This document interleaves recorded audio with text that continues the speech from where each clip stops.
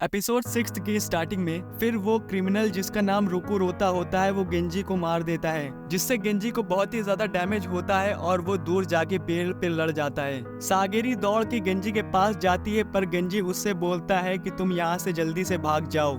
और गेंजी सागरी से बोलता है कि मेरे लिए बहुत लेट हो चुकी है, इस वजह से तुम यहाँ से जल्दी से भाग जाओ। तभी रोता पीछे से सागरी को पकड़ने की कोशिश करता है। तभी वहाँ गाबेमारू आ जाता है और रोता के फेस पे एक किक मारता है और गाबेमारू की किक से रोता बहुत दूर जाके गिरता है, पर फिर भी उसको एक भी चोट नहीं लगी होती। ये देख के गाबेमारू सागरी से बोलता है कि ये मुझे आदमी नहीं, ये तो मुझे मॉन्स्टर लगता है। सागरी रियलाइज करती है कि रोता अकेले है, इसका मतलब उसका असाइड असाइमॉन अब मर चुका है। और सागरी ये सोच के घबरा जाती है कि उसका सीनियर आइजन दोनों अब मर चुका है। गाबेमारू जब उसकी आंखों में देखता है तो उसको पता चलता है ये एक शिकारी की आंखें हैं और ये इतनी आसानी से हम दोनों को यहाँ से भागने नहीं देगा। इस वजह से मेरे पास अब और कोई चॉइस नहीं है, इसको मुझे मारना ही होगा।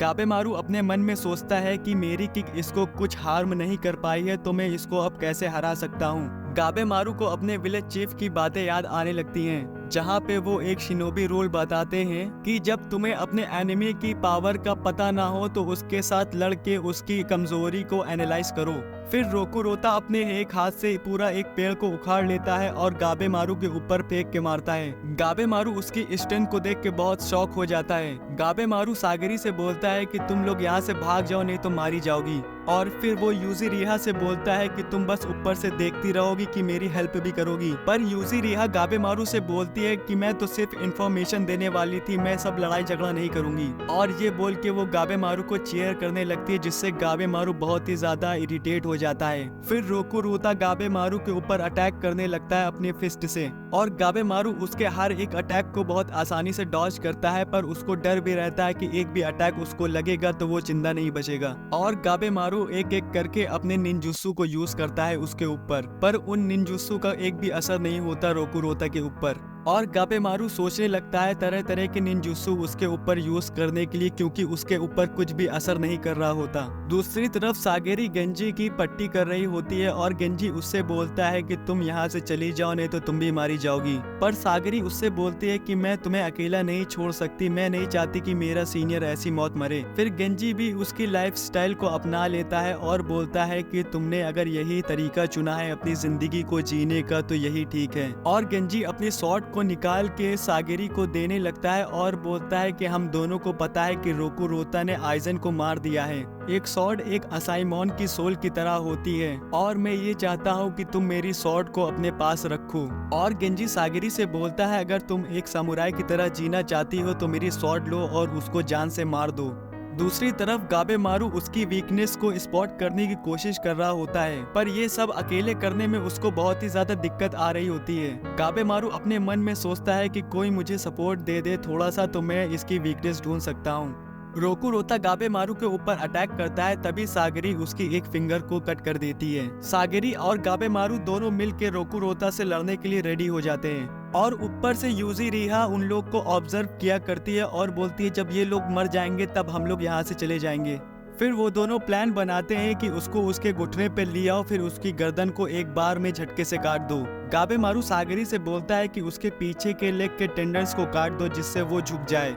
और गाबेमारू उससे बोलता है कि मैं उसके सारे अटैक को झेलता हूँ। सागेरी रोता के पैर के टेंडन्स को काटने की कोशिश करती है, पर वो ऐसा करने से फेल हो जाती है क्योंकि रोता ने उसके सीनियर को मारा था तो उसकी फीलिंग्स बीच में आ गई थी। सागेरी फिर अपनी फीलिंग्स को साइड में रख के रोता से लड़ने का फैसला करती है। गाबेमारू रोता के अटैक को जब डॉज करता है तो उसके पैर में स्ट्रेन पड़ जाता है। सागेरी गाबेमारू से बोलती है कि उसको घुटने पे लाना होगा जिससे मैं उसकी गर्दन को काट सकूं, पर गाबेमारू उससे बोलता है कि वो इतना पावरफुल है, हम लोग उसको घुटनों में कैसे लाएंगे। तभी रोता के पेट से बहुत ही तेज आवाजें आने लगती हैं और रोता रोने लगता है और उसकी आवाज सुन के उन लोग के कान के पर्दे फटने लगते हैं। तभी रोता गाबेमारू के ऊपर एक अटैक करता है और वो अटैक गाबेमारू को हिट कर देता है, जिससे गाबेमारू जमीन में गिर जाता है। गाबेमारू उठ के फिर खड़ा हो जाता है, पर उसका अटैक इतना पावरफुल था गाबेमारू उसको सहन नहीं कर पाता और उसके मुंह से खून आ जाता है। गाबेमारू अपने घुटनों में बैठ जाता है। फिर रोता उसके ऊपर अटैक करने वाला ही होता है, उसके बीच में सागरी आ जाती है। गाबेमारू अपनी पूरी बॉडी की स्ट्रेंथ लगा के उठने की कोशिश करता है पर वो नाकाम हो जाता है। पर सागरी अपने इमोशंस को कंट्रोल करती है और अपने आप को काबू में लाती है और अपनी स्वॉर्ड का यूज करके रोकुरोता के पंच से उसको बचा लेती है। सागरी को रोकुरोता से इस तरह से लड़ते हुए देखकर गेंजी भी समझ जाता है कि सागरी कोई मामूली स्वॉर्ड्समैन या मामूली समुराई नहीं है। और गेंजी ये भी बोलता है कि सागरी की स्वॉर्ड स्किल फर्स्ट ग्रेड के स्वॉर्ड्समैन की तरह है।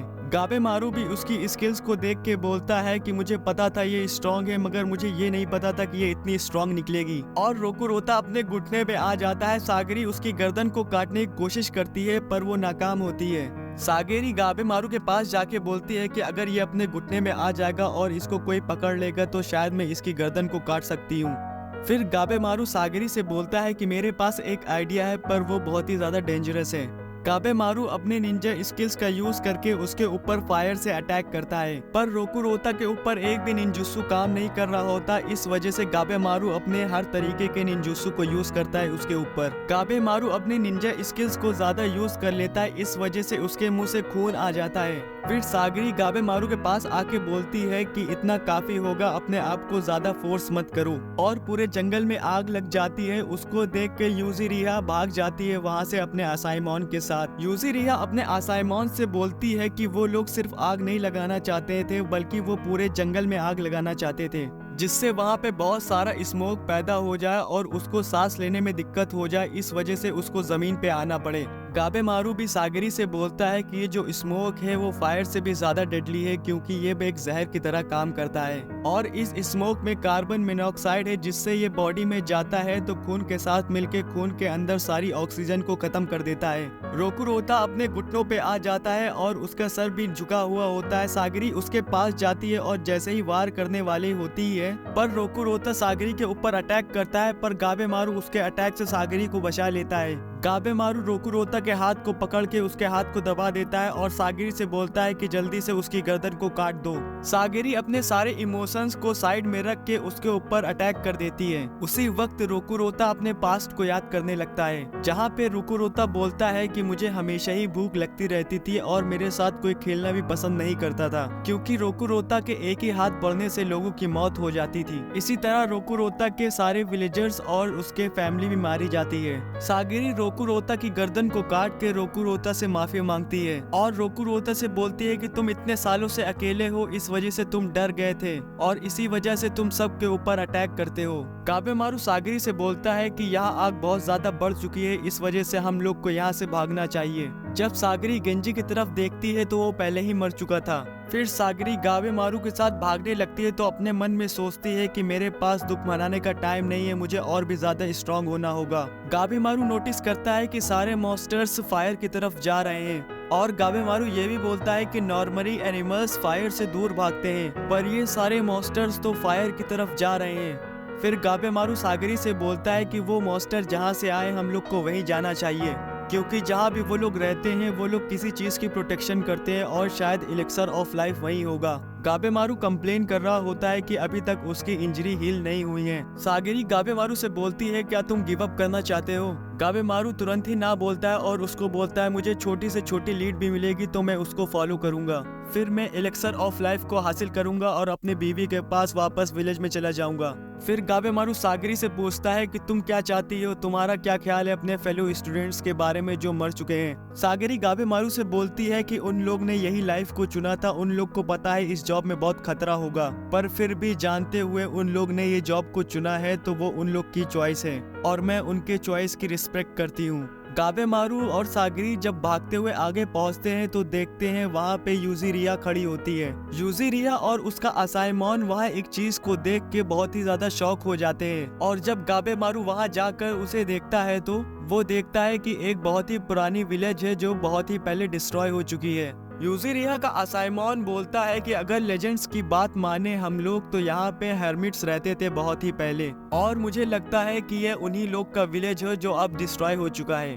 दूसरी तरफ आशा चोबे द क्रिमिनल और उसका असाइमन मॉन्स्टर्स को मारा करता है। आशा चोबे उन मॉन्स्टर्स को मार के उनका खून पिया करता है। तो उसका भाई उससे पूछता है कि इनका खून पीना ठीक रहेगा। तो आशा चोबे अपने भाई से बोलता है कि जब पानी नहीं मिलता तो खून पी के ही हम लोग को अपना पेट भरना पड़ता है। आशा चोबे फिर अपने भाई से पूछता है कि तुमने पहले हर्मिट्स का नाम लिया था, तो वो क्या चीज है। उसका भाई बोलता है कि तुम इस चीज पे विश्वास तो नहीं करोगे, पर हर्मिट्स एक बहुत ही पावरफुल टाइप के सुपर ह्यूमंस होते हैं और हर्मिट्स आमतौर पर एक ओल्ड मैन के फॉर्म को लेके रहते हैं। और नेचुरली देखा जाए तो यहाँ पे मॉन्स्टर्स नहीं होना चाहिए बल्कि हर्मिट्स को होना चाहिए था। तभी आशा चोबे किसी की प्रेजेंस को वहाँ पे फील करता है और जब वो दोनों वहाँ पे जाके देखते हैं तो वहाँ पे दो लोग आपस में इंटीमेट हो रहे थे और वो दोनों लोग भी आशा चोबे लोग को देख लेते हैं। और यहीं पे होता है हमारे एपिसोड का एंड। और अगर आपने इससे पहले वाले एपिसोड्स को नहीं देखा है तो आप लोग प्लेलिस्ट से जाके उनको देख सकते हैं।